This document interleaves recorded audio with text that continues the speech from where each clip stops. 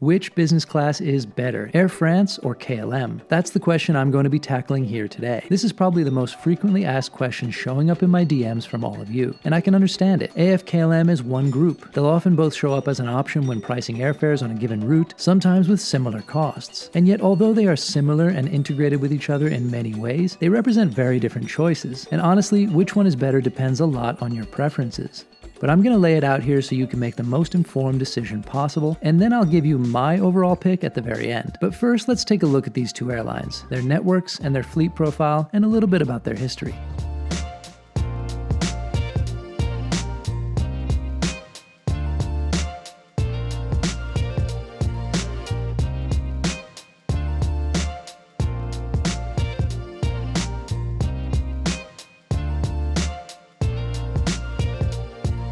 Let's begin with KLM. Shall I try pronouncing their full name? Of course I should. Koninklijke Luchtvaartmaatschappij.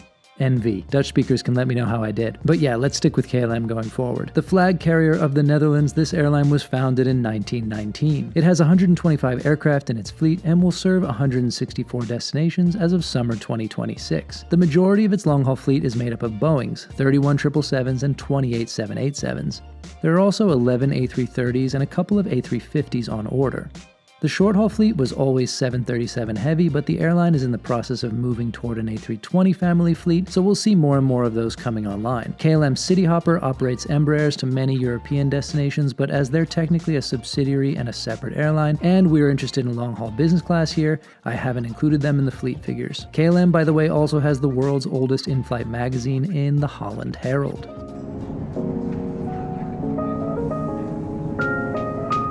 So on to Air France. It was founded in 1933, making it relatively young compared to KLM, not even 100 years old yet. It is, however, larger than the Dutch carrier, and it is widely seen as the dominant carrier in the group where the real decision-making power lies.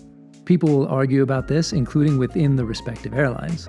The winter schedule listed 170 destinations in 73 countries for Air France, and that's likely to be higher during the summer. The fleet consists of 230 aircraft, and that's not including regional subsidiary HOP. That includes a staggering 63 777s, 10 787s, 41 A350s, and 8 A330s. On short haul, it has many A320 family aircraft and a growing fleet of lovely A220s, which I've covered before both in cabin and cockpit. Air France is also unique in that it has a first class, the famous La Première, although it remains a niche product only on certain 777s. It's available on 14 routes as of summer 2026. Interestingly, the French state owns 28% of the AF-KLM group, while the Dutch state only has a 9.1% stake. It's a publicly traded company that also includes Delta among its owners. Okay, so let's dive into the comparison, and we'll start with the hard product, aka the seat and all its bells and whistles.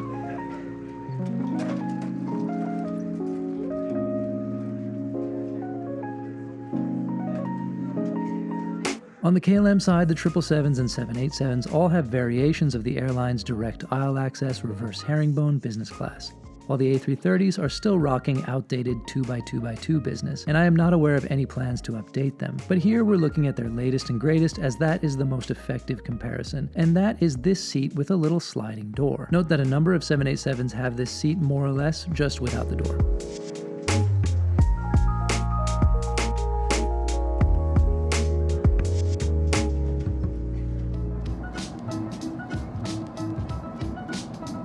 Over at Air France, we're looking at this new seat now found on some 777s and A350s, in this case tested on the A350. It also features a closing door and most of the new tech you'd expect.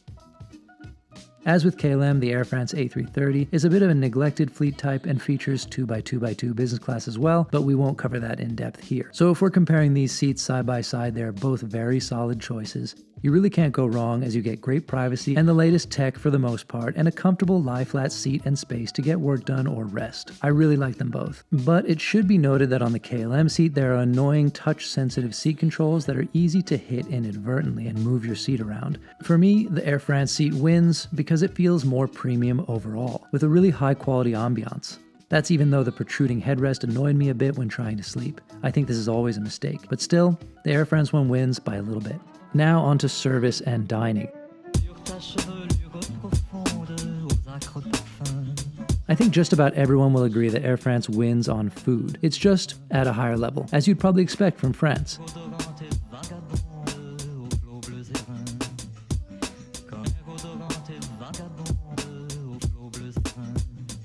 That said, I find the service on average more personable and friendly on KLM. It's a reliably good vibe. Air France service tends to be quite good too. It's just a different style, I would say, and once in a while, there can be some snootiness. So this really comes down to your preference, but for overall service experience, because vibes matter a lot to me, I choose KLM.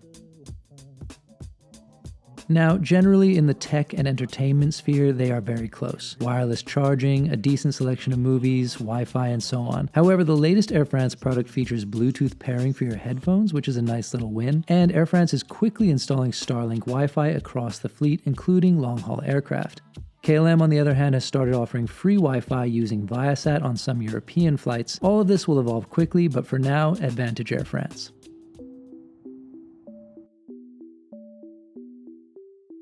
And finally, ground experience. Here's the thing, Air France has nicer lounges than KLM, that's an easy one, but I really dread transiting Charles de Gaulle. Sure, Schiphol can be a mess sometimes too, with big crowds and long walking distances, but Charles de Gaulle is usually where I find peak rudeness and frustration in my airport life. So I take Amsterdam as my transit point happily over Paris if all else is equal. Winner, KLM.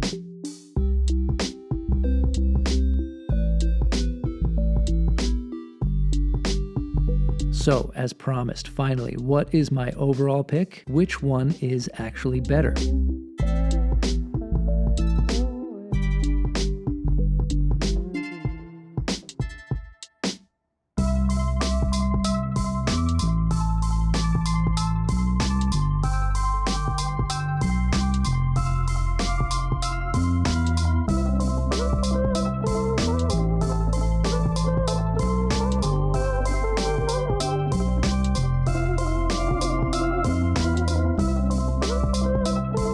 Like I said already, I always tell people this really comes down to what you value most.